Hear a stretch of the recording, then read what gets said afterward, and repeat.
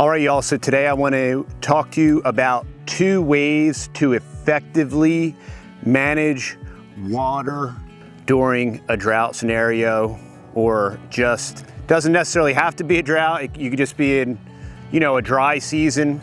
But I want to effectively show you and illustrate 2 effective ways to manage water. And I want to show you what we're doing here in the side orchard. The first very effective way to not only manage the water, but to also build your soil and grow your trees. We have, 50, 60, or 70 trees over here.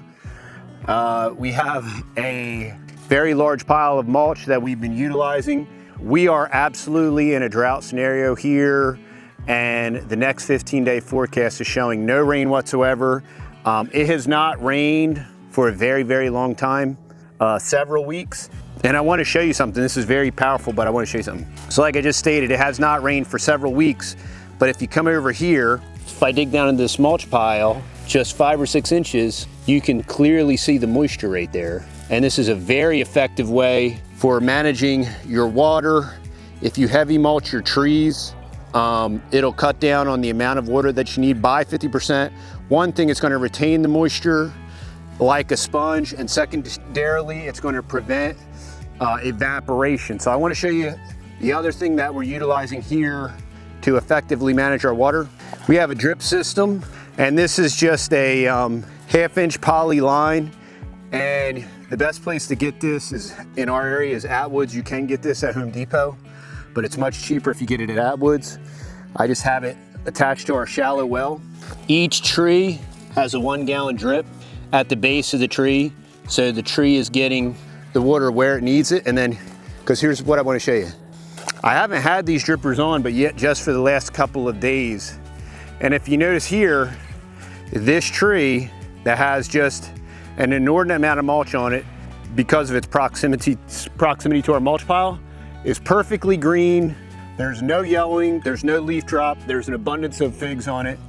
And that is just a clear and effective way to illustrate it has not rained.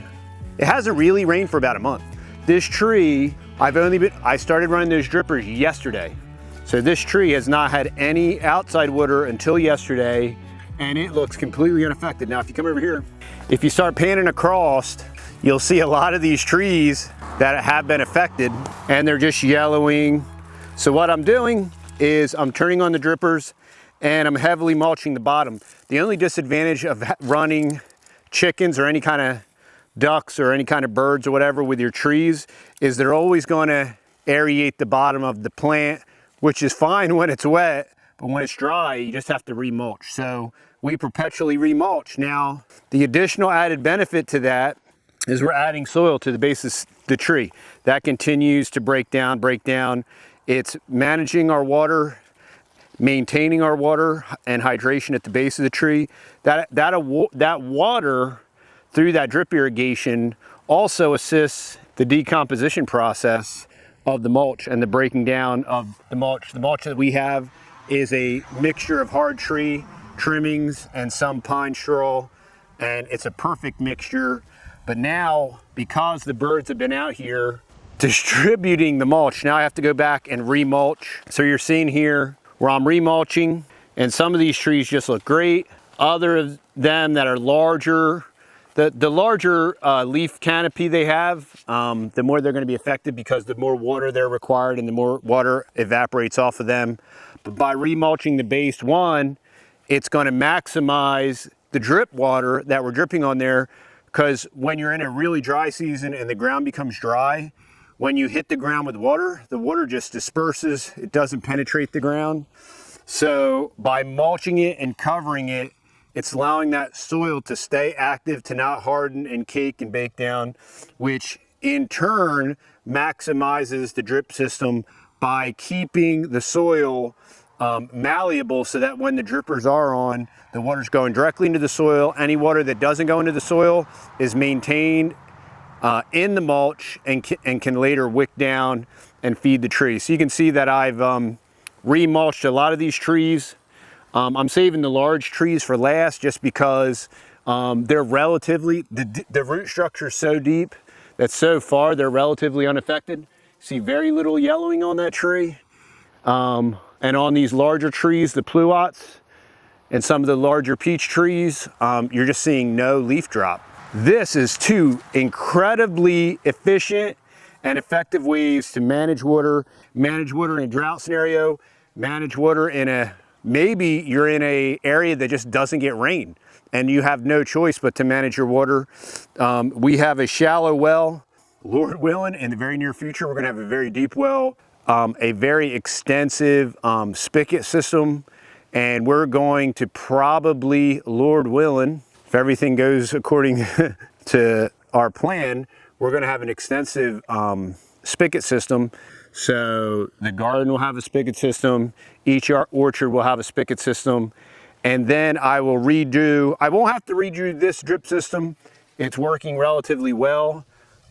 It was a single lay system where I didn't keep adding to it. My other two drip systems, I kept daisy chaining and add them to them, making them larger and larger and larger. And the larger they get, the less effective they are.